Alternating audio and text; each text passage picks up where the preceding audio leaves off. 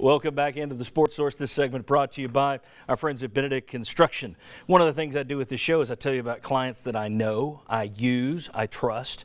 Benedict Construction gets that seal of approval because they built, let's go ahead and cut to a shot of this. They built this beautiful set, the dark wood, the copper, all of this custom done, the stone in the back, all this custom work. It was first drawn up on a cocktail napkin, and then they took a cocktail napkin and turned it into magic.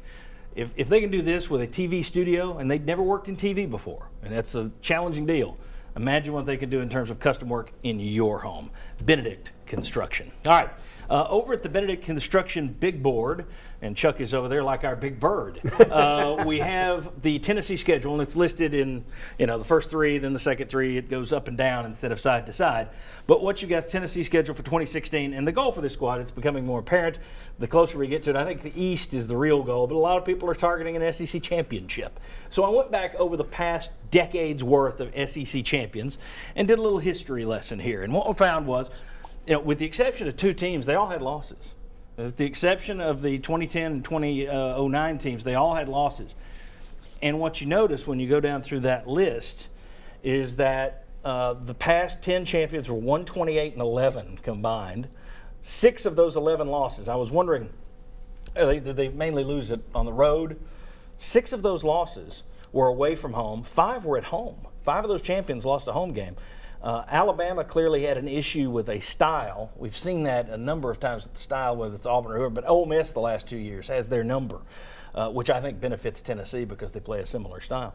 And then, of course, all 11 losses, as you notice, come from teams that had 8 or more wins. So there weren't any fluky, you lost to a team with 5 wins or 4 wins. It was all very much pretty good teams. LSU's losses were to a pair of 8-win teams, both those double overtime. So maybe that's as close to you get as average, but everybody else was 9 or more. When I went through that, I also noticed some warning signs, and this is what I want to ask you guys about. There are the warning signs I noticed. Style of play, as I mentioned, Ole Miss versus Alabama. A surprise quarterback. Alabama with Chad Kelly last year went off on them. Johnny Manziel went off on them his first year. Turnover forcers. When you look at some of those games, there were a lot of turnovers, like Alabama, Ole Miss last year. I think there were 5 by Alabama. And then, as I mentioned earlier, 8 or more wins. So let's just step through this very quickly. When you think about Tennessee this year, is there a style that threatens Tennessee? Do you think there's a style of play? The way Alabama doesn't do particularly well against the spread team, and we're putting that, based on, we're exaggerating that because they do pretty well against anybody, but that's an offense that if anybody gives them trouble, that's the kind of offense that does. Would it be a team like Arkansas that limits Tennessee's possessions on offense? Is there another type team out there? I thought last year it wasn't Arkansas with its style because I thought a power running team would give Tennessee more problems. I think Tennessee sort of addressed that with the big defensive tackles that they have. I'm wondering if it might be a spread up tempo with a very good quarterback like an Ole Miss. Okay. But I do think that style from Arkansas last year was problematic. Okay. Styles that caused Tennessee concern? Like Jimmy said, I think Arkansas looked to be a problem last year, but I think Tennessee appears to have addressed that somewhat. Okay. Yeah, in terms of factors, I think you would point to maybe turnovers first, but the style that would scare me the most would be a surprise quarterback that can make a difference on his own. Right. Okay. Like Will Grier? Well, let me throw this out here then. Okay. So in terms of, if we looked at Arkansas, you're looking at limiting time of possession.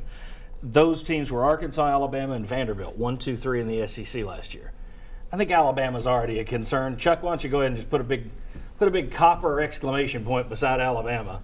You may have to fill it in cartoonishly. There you go. Talent. Alabama's going to be on there anyway, but I don't think Vanderbilt goes on there just because they play that style again of offense, or just because they control time of possession.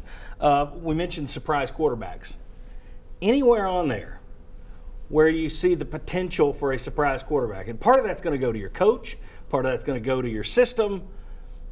Anybody on there that pop up there with a potential quarterback issue that you see on Texas? Yes, and also I would add schedule to it, Texas A&M. Okay. Trevor Knight. Coming from Oklahoma. And also where that game falls on the schedule I think is a concern because you've got 2 big games right before that, and Kyle Field can be a tough place to play. Now, if there's a good news note for Tennessee, usually by about game 6, A&M's changing quarterbacks. No. So you never you never know. You never. But you're right. That's one that I would consider.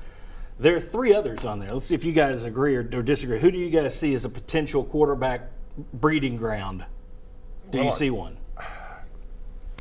Virginia Tech. I'm thinking Fuente at Tech. We don't know what they're going to have with him. Go ahead, Jimmy. You disagree? No, I was going to say Jacob Eason at Georgia. Yep.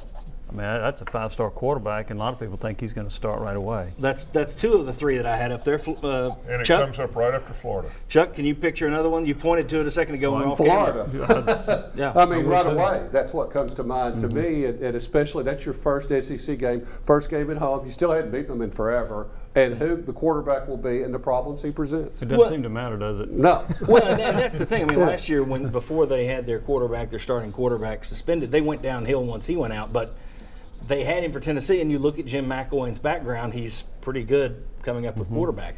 All right, turnover margin last year: Alabama, LSU, Florida, 1, 2, 3 in the league. So I think that Alabama and Florida again are up there.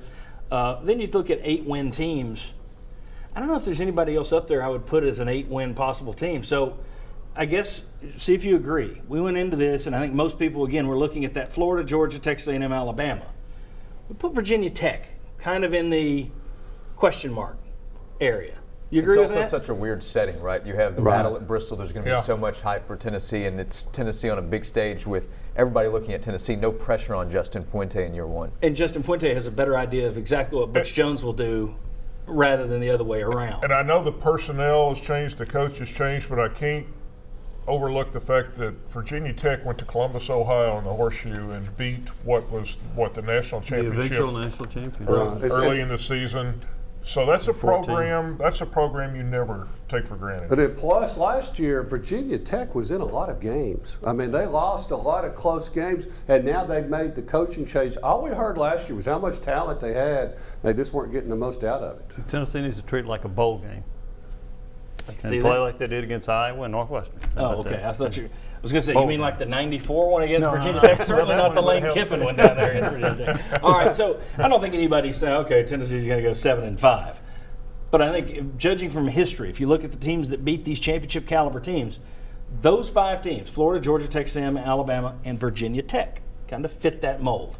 We'll discuss more as the season comes around. But up next, we discussed which X-Factor type guy would Butch Jones most want to see take a step forward this year.